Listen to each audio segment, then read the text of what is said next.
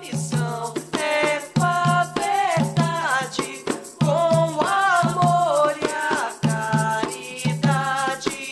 Umbanda, salve o centro de Umbanda, Caminho Jaruã.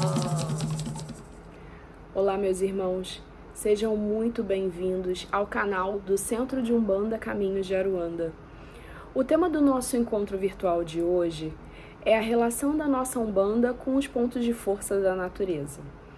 Antes da gente começar essa conversa e ao invés de a gente ir direto a esse ponto, eu penso que é bastante oportuno a gente conceituar algumas coisas antes, porque isso vai facilitar o nosso entendimento. O início de tudo, eu acredito que seja conceituar o orixá. O que é o orixá? Originalmente, o conceito trazido da África pela cultura dos iorubás é que orixás são divindades que estão divididas em dois grupos, os aborós, que são os orixás masculinos, e as iabás, que são as orixás femininas. Conceituando o orixá como a cultura iorubá, eles foram enviados por Olorum, que é um ser supremo, né, para a criação do mundo, e depois disso ficaram com a tarefa de ensinar e auxiliar a humanidade a viver aqui no nosso planeta. Os mitos contam que, na sua grande maioria, os orixás encarnaram como humanos, ou seja, tiveram vida terrena. Alguns já existiam anteriormente no Orum, né, que é uma espécie de plano de dimensão paralela, e outros que eram humanos se tornaram orixás mais tarde, por seus feitos extraordinários, por sua sabedoria durante a vida, ao longo da vida, ou porque teriam nascido com poderes sobrenaturais, porque podiam controlar alguns aspectos da natureza, como, por exemplo, os raios, as chuvas, os rios, o fogo, ou alguns ofícios, algumas especialidades, como a agricultura, a pesca, a metalurgia e assim por diante. Mas como é que a Umbanda, como é que a nossa Umbanda, ela vê os orixás, né? A Umbanda, ela não vê os orixás como espíritos que tiveram vivência na Terra. A Umbanda vê os orixás como divindades, são manifestações divinas. Isso quer dizer o quê? Que os orixás, eles são individualizações, são ramificações do próprio Criador nas suas qualidades e em seus diversos sentidos. A presença dessas divindades, que são partes, que são braços de Deus, que são as manifestações de Deus em seus diversos aspectos, é a presença do próprio Deus nas nossas vidas. A Umbanda entende Deus como uma manifestação múltipla. Tudo pode apresentar ou conter a presença de Deus. Por exemplo, a luz do sol, a erupção de um vulcão, a inteligência do homem, o voo gracioso de uma borboleta, fases da lua e por aí vai. E os orixás, eles aparecem na Umbanda como esses diversos desdobramentos do próprio Criador. Apesar de haver essa diferença, né, entre o conceito original que foi trazido pela cultura dos iorubás e a forma como a Umbanda percebe os orixás, uma característica ela foi mantida, que é o poder dos orixás de reger alguns aspectos da natureza. E por isso a gente tem uma conexão desses fenômenos com os lugares onde esses fenômenos são originados, como por exemplo, o mito do orixá Oxóssi, que é conhecido por ser o caçador de sua aldeia, é aquele que é responsável pela provisão do seu povo. Então, Oxóssi sai, vai caçar nas matas e traz de lá apenas o que é necessário para atender a demanda do seu povo.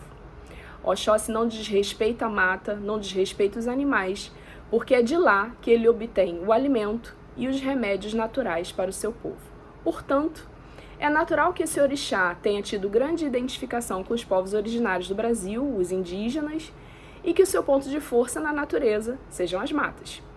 Da mesma forma, ocorreu com os demais orixás cultuados na Umbanda, que mantiveram, aí a gente abre um parêntese, né, com exceção de Iemanjá, as suas conexões originais com os pontos de força da natureza daquilo que eles dominam.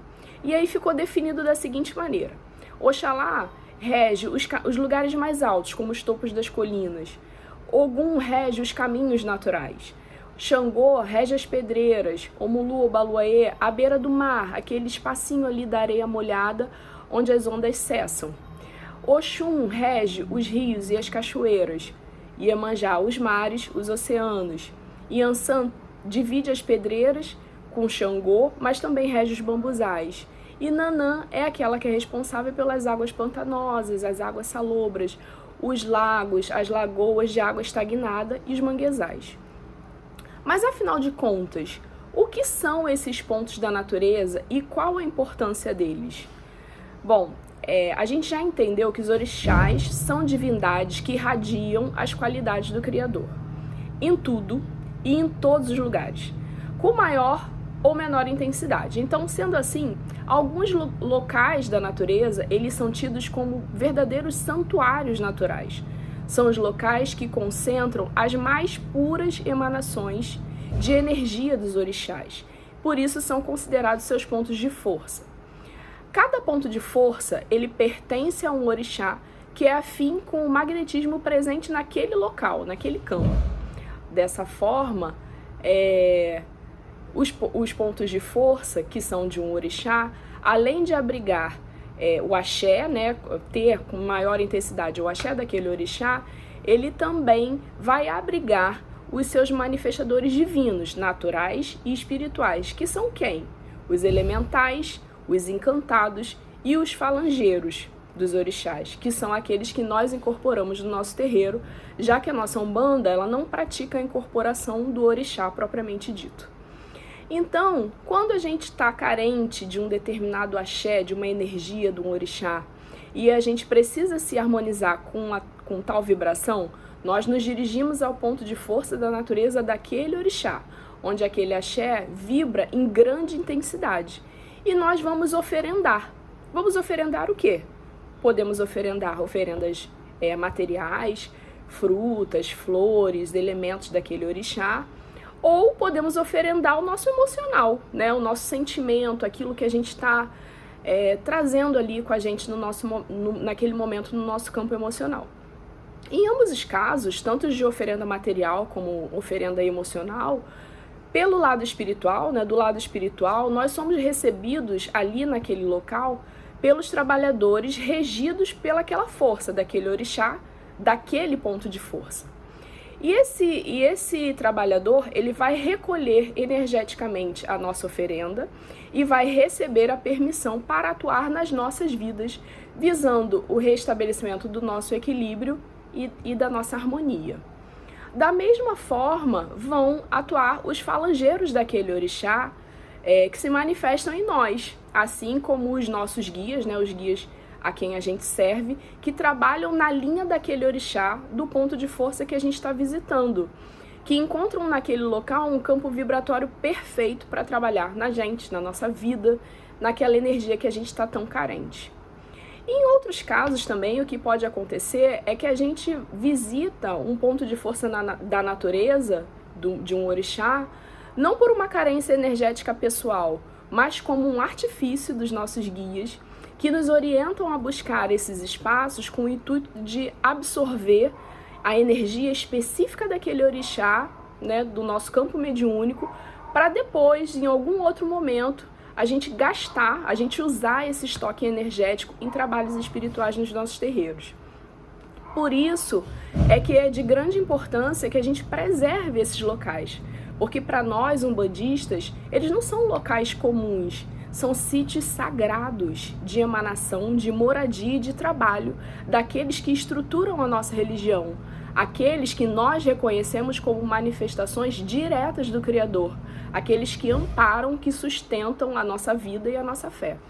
A partir daí, disso tudo, vem surgindo um movimento com um apelo ambiental que é bem permeado de religiosidade, que é um oferendar mais consciente, buscando a utilização de alimentos naturais, que são de fácil e rápida degradação pelo meio, que não vão trazer riscos para a fauna e para a flora daquele local, que para nós é considerado sagrado. É preciso que a gente esteja atento à coerência sempre, gente. Vamos ter um exemplo aqui. Se eu vou oferendar na mata para Oxóssi, eu preciso ter cuidado com velas, por exemplo. que podem causar incêndios e destruir tudo aquilo que Oxóssi tem de mais precioso e aquilo que ele deseja proteger. Se eu vou oferendar no mar para Iemanjá, eu não posso ofender Iemanjá despejando no mar material plástico que vai trazer risco para os animais do reino de Iemanjá. Então a gente não pode esquecer que todos nós somos beneficiados pelo axé desses sítios sagrados. Então a gente não pode depredar, a gente precisa preservar. É isso, esse é o tema de hoje. Eu espero que vocês tenham gostado da nossa conversa, que possam nos prestigiar, verificando lá os vídeos do nosso canal, que possam deixar o seu joinha e alguns comentários, porque isso é muito importante pra gente, tá bom? Fiquem com Deus e até a próxima!